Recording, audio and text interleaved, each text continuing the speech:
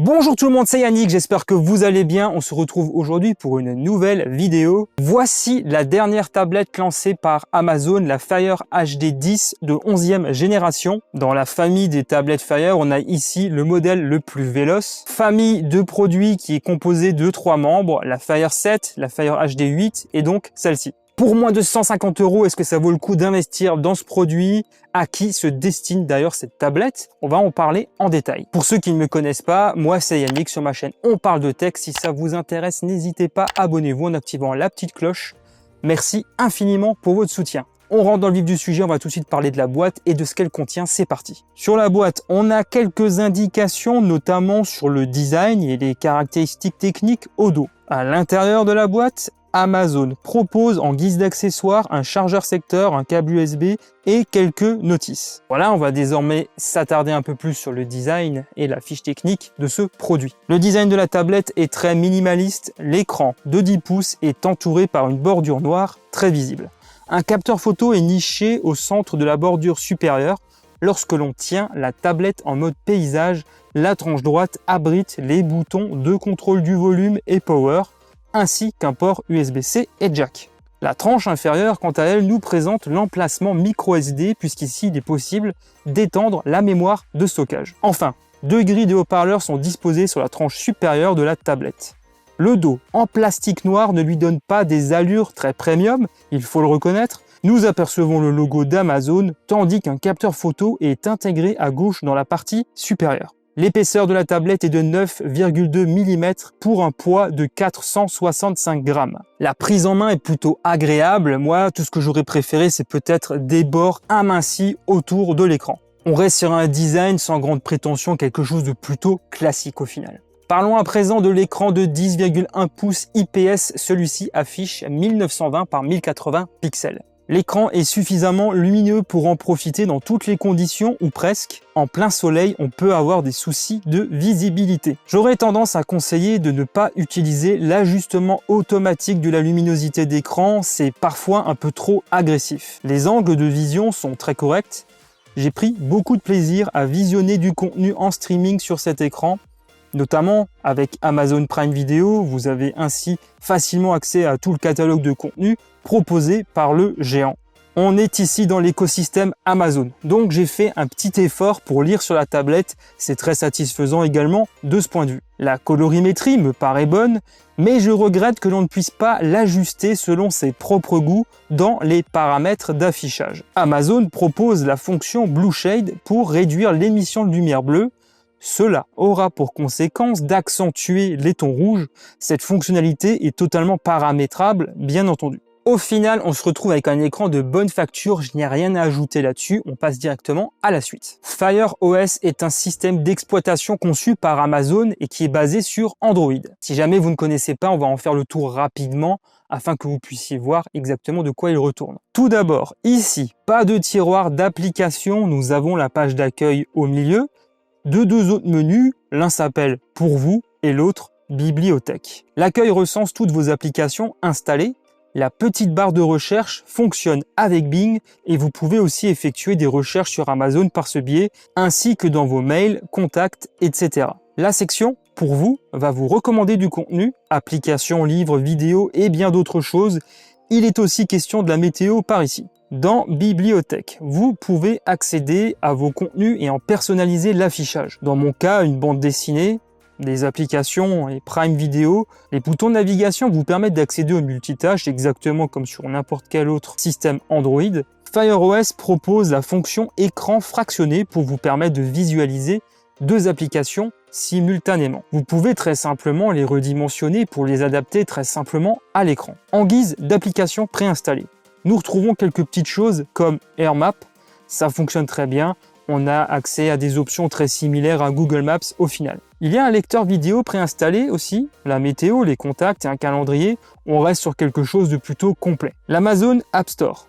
C'est pas mal étoffé ces dernières années et on a de moins en moins besoin d'aller chercher les APK ailleurs ou même d'installer le Google Play Store. Netflix, Disney+, Molotov, Pluto TV, Plex, Facebook, Twitter, Instagram, VLC et j'en passe, le catalogue se montre suffisamment complet aujourd'hui pour pouvoir profiter sereinement de cette tablette. En tout cas, je ne me suis pas senti freiné dans mes habitudes. Alors que j'étais plutôt sceptique au départ, il y a eu de gros efforts de la part des développeurs. Bon, après, on va pas se mentir, il en manquera toujours. D'ailleurs, il manque toujours YouTube, en tout cas sur la version tablette. Donc, pour me voir, il faudra directement passer par le navigateur Internet. En tout cas, ça fonctionne très bien à ce niveau-là. Je n'ai rien remarqué de déplaisant dans le fait de visionner les vidéos YouTube à partir de Silk. Très bonne chose comme vous avez pu le constater au niveau de la fluidité, de l'interface, c'est toujours très réactif, ça c'est plutôt cool. Donc en termes d'expérience utilisateur, moi en tout cas je suis totalement satisfait à ce niveau-là. Les performances de la tablette sont totalement honorables compte tenu du positionnement tarifaire de ce produit. On retrouve un SoC octa-core Mediatek cadencé à 2 GHz,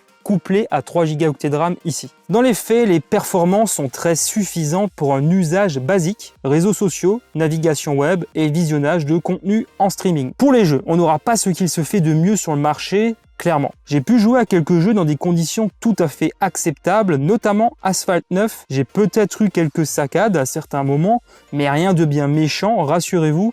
Gardez à l'esprit que les graphismes restent au minimum dans ce type de jeu. Comme d'habitude, je vous affiche à l'écran les résultats que j'ai pu obtenir sur quelques benchmarks pour vous donner une idée claire des performances à attendre de ce SoC. Je n'ai rien d'autre à ajouter à ce sujet-là, sachez juste que le jeu Fortnite s'est montré incompatible avec cette tablette au cas où vous vous posiez la question. La Fire HD10 est équipée de 2 capteurs photo, l'un situé à l'avant qui est de 2 mégapixels et un autre à l'arrière qui lui est de 5 mégapixels. Qu'est-ce qu'ils valent exactement? On va en parler. Les photos avec le capteur de 5 mégapixels sont exploitables dans une certaine mesure du moment que toutes les bonnes conditions de luminosité sont réunis. Attention à ne pas bouger lors des prises de vue car il n'y a pas de stabilisation. L'exposition est aussi assez mal gérée et peut causer quelques soucis. À l'avant, il faudra être tout aussi rigoureux. Qu'est-ce qu'il en est en matière de vidéo? On va regarder ça ensemble.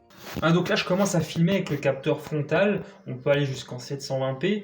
Il n'y a pas de stabilisation, donc ça va bouger pas mal, hein, ça il faut le savoir. Il y a aussi quelques petits soucis d'exposition. L'image n'est pas forcément non plus au top. On va dire ça peut passer pour ce qui concerne les visioconférences, ce genre de choses, étant donné qu'il y a aussi pas mal d'applications qui sont compatibles, hein, disponibles sur l'Amazon App Store. Amazon propose sur cette tablette une expérience audio en stéréo en s'appuyant sur les 2 haut-parleurs situés sur la tranche supérieure, comme on en a parlé juste avant. Dans les faits, c'est un bon placement pour visionner du contenu en ligne, jouer et bien sûr écouter de la musique. Le son reste très bon avec cette tablette, mais à condition de ne pas mettre le curseur du volume à 100%, car là, j'ai remarqué que la qualité se dégradait assez fortement. Sinon, en dehors de ça, rien à dire, c'est vraiment plus que correct. J'ai apprécié m'en servir pour mes séries télé. La tablette est compatible avec le Dolby Atmos. On a une prise jack et du Bluetooth 5.0, donc il sera assez aisé de connecter cette tablette à un autre dispositif audio, type enceinte, casque et écouteurs, etc.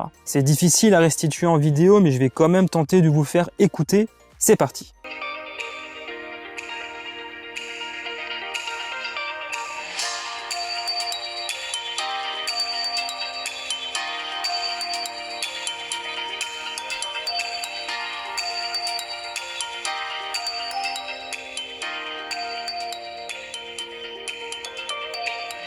Je ne suis pas parvenu à trouver la capacité de batterie exacte de cette Fire HD10, mais selon Amazon, l'autonomie irait jusqu'à 12 heures en utilisation. Autant vous le dire de suite, je ne suis pas parvenu à le vérifier de mon côté. En utilisation intensive, cela ira plus aux alentours de 8 à 9 heures environ. Un chargeur de 9 watts est fourni par Amazon, il faut compter 4 heures pour une recharge complète de la batterie. Ça reste assez correct, en tout cas selon moi, même si je ne suis pas parvenu à atteindre les 12 heures annoncées. Amazon propose un étui en accessoire que je trouve très réussi. Cela permet d'avoir une meilleure prise en main et de s'en servir comme support. L'étui se plie pour avoir un appui. Ça, c'est très pratique. La texture est agréable au toucher et nous avons droit à un aimant pour maintenir l'étui correctement ouvert. Cela donne aussi un aspect plus agréable à la tablette. Cette tablette est bien entendu donc disponible sur Amazon à partir de 149 € pour la version avec 32 Go de stockage et 189 € avec 64 Go de stockage. Pour l'avoir à de tels prix, il faut adhérer à un modèle économique qui est en partie financé par la pub, puisque oui, à ce moment-là, il y aura de la publicité affichée quand la tablette est en veille. Sinon, il faudra ajouter à peu près une quinzaine d'euros pour avoir les mêmes variantes de tablettes, mais sans publicité cette fois. Alors pour moins de 150 €, c'est une tablette qui, selon moi, propose un excellent rapport qualité-prix, une très bonne expérience utilisateur. J'ai passé un super moment avec par rapport aux tablettes de la même gamme de prix que j'ai pu tester par le passé. En termes de performance et de fluidité, celle-là s'en sort bien mieux. Le seul point négatif que je verrai, c'est l'aspect un peu trop plastique à mon goût, mais avec l'étui, on efface rapidement ce petit défaut. Certains regretteront peut-être l'absence du Google Play Store. À mon sens, ce n'est pas tellement rédhibitoire. Tout simplement parce qu'au fil du temps, l'Amazon App Store s'est pas mal étoffé en termes d'applications et on en retrouve maintenant les principales, celles en tout cas qui sont le plus utilisées, je pense. Et après tout, si on achète aujourd'hui une tablette Amazon, c'est aussi pour avoir une expérience utilisateur différente, qui est d'ailleurs peut-être plus en phase avec leur écosystème que celui de Google. Et justement, ce produit s'y inscrit parfaitement. Certes, alors on manquera vraiment de puissance pour les jeux les plus gourmands, c'est clairement pas un produit à conseiller aux joueurs. Mais pour le reste, c'est vraiment plus que correct, on a un bon écran, une bonne expérience en matière d'audio, une autonomie satisfaisante. Elle est idéale pour un usage dans le cercle familial. Pour ceux qui disposeraient de l'ancien modèle qui est sorti en 2019, selon moi, il ne sera pas nécessaire d'acheter le nouveau modèle sorti cette année, tout simplement parce qu'il y a, à mon avis, trop peu de différence au niveau technique entre les deux. Dans tous les cas, si ce produit vous intéresse, je vous mets le lien juste en bas en description. N'hésitez pas non plus à me poser vos questions si vous en avez dans la section commentaires. Je me ferai comme d'habitude une joie d'y répondre. Voilà, ainsi s'achève cette vidéo. J'espère beaucoup qu'elle vous a plu. Si c'est le cas, merci infiniment comme d'habitude de lâcher un gros pouce en l'air et vous abonner si ce n'est pas encore fait. Pour ma part, je vous retrouve très bientôt pour de nouvelles vidéos. D'ici là, prenez soin de vous, portez-vous bien. Ciao tout le monde.